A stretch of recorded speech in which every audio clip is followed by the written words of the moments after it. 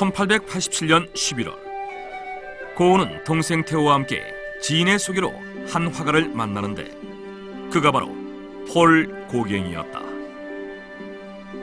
고우와 함께 프랑스 후기 인상파를 대표하는 화가 외제낭리 폴 고갱.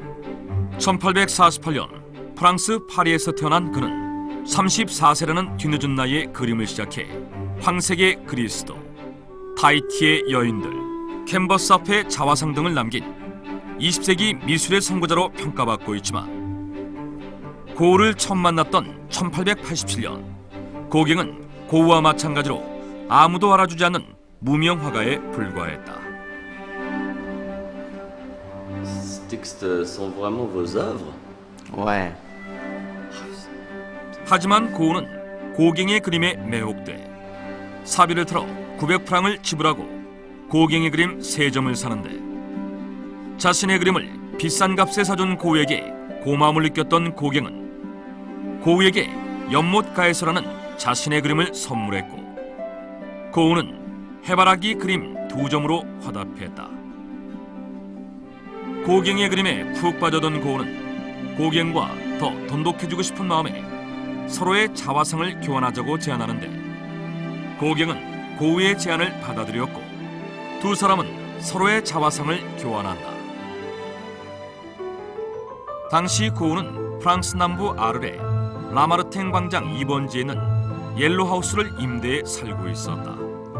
건물 외벽이 노란색으로 칠해져 있어 옐로하우스라 불린 이곳에서 고우는 자신과 함께 작업하며 그림에 대해 논할 수 있는 동료를 간절히 원했는데 고갱이 그 적임자라 생각했다. 그래서 고우는 고갱에게 옐로하우스로 와달라는 편지를 끊임없이 보냈다. 그리고 동생 태호에게 고갱의 빚을 모두 갚아주고 여행비와 생활비를 지원해주겠다는 조건을 달아 고갱이 옐로하우스로 올 수 있도록 설득해달라고 부탁했다.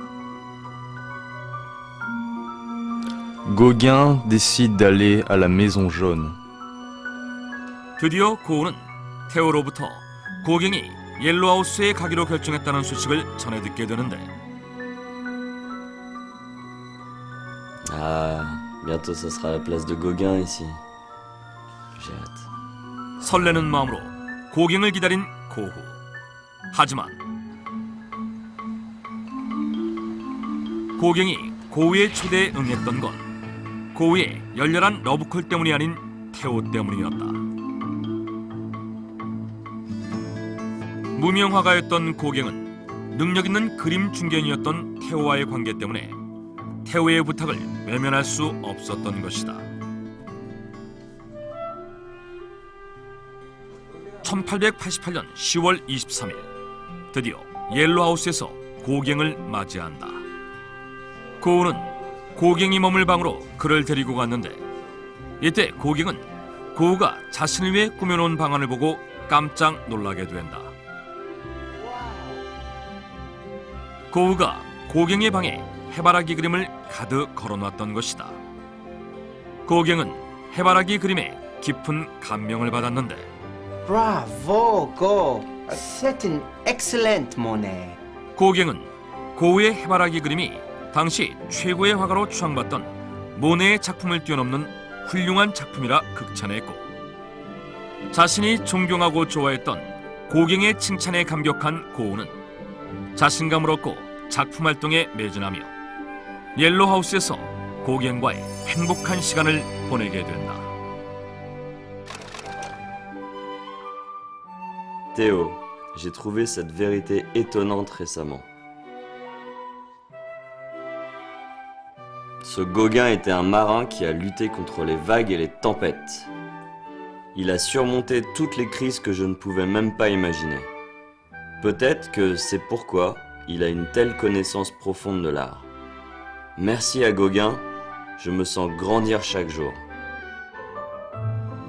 당시 고우는 실물을 직접 보면서 그림을 그렸는데 즉 해바라기를 그리려면 해바라기를 직접 보고 풍경을 그리려면 풍경을 직접 보고 보이는 그대로를 캔버스에 옮겨야 한다고 생각했던 것이다. 하지만 고갱은 작가의 상상력을 집어넣어야 좋은 그림을 그릴 수 있다고 조언했다. 고우는 그동안 다른 사람의 조언을 한 번도 받아들인 적이 없었지만 고갱이의 조언은 흔쾌히 받아들여서 그림을 수정했다. 고갱 앞에서만큼은 작가의 자존심까지 굽혔던 것이다. 그리고 언제나 우선적으로 고갱을 배려했는데 이런 두 사람의 관계는 두 사람이 똑같은 모델을 놓고 동시에 그린 롤랭 부인 초상화에서 잘 나타난다. 고갱과 고우의 그림을 토대로 그림을 그렸을 당시 두 화가의 위치를 분석해보면 고갱이 롤랭 부인의 맞은편에서 그림을 그리고 있고 고우는 두 사람에게서 멀찌감치 떨어져 그리고 있다는 것이다. 이러한 점들은 고우가 작업할 때 고갱을 먼저 배려했다는 사실을 방증하고 있다. 그런데 안타깝게도 둘의 관계는 오래 지속되지 못했다.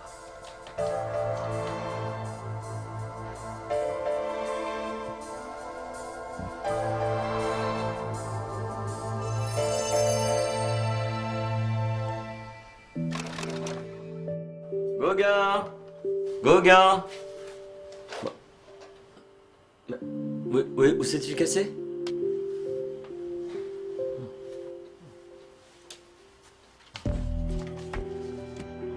Je suis dans un désastre total dans une maison jaune de cette ville à la campagne.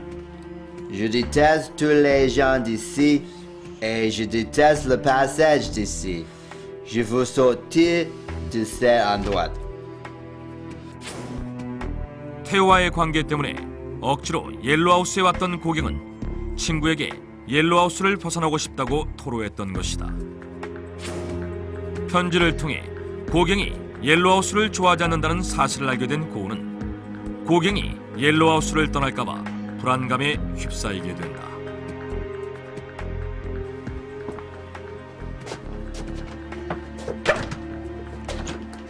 Gauguin, ne te casse pas! S'il te plaît, ne pars pas. 고우는 고갱이 떠날까봐 전전긍긍했고 밤마다 고갱이 있는지 확인하는 집착 증세를 보이기까지 했다.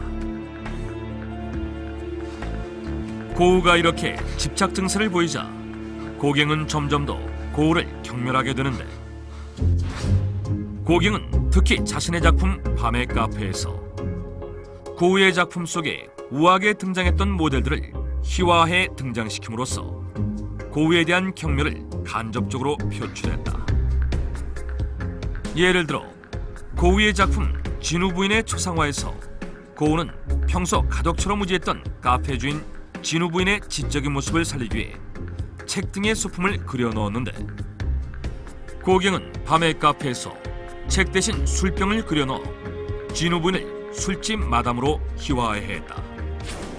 그리고 평소 고우가 아버지처럼 따랐던 우체부 조셉 룰랭을 매춘부들과 희낙낙하는 호색한으로 고우의 친한 친구였던 밀리에를 술에 취해 널브러져 자고 있는 알코올 중독자의 모습으로 표현하는 등 고우가 아끼던 지인들을 타락한 인물로 묘사하는 방법을 통해 고우를 경멸했던 것이다. 더 이상 옐로하우스에 미련이 없었던 고갱은 결국 떠날 결심을 하게 되는데 이에 도저히 견딜 수 없었던 고우는 1888년 12월 23일 자신의 귀를 잘라낸다. 그날은 고갱이 옐로하우스에 온 지 정확히 2달이 되던 날이었다.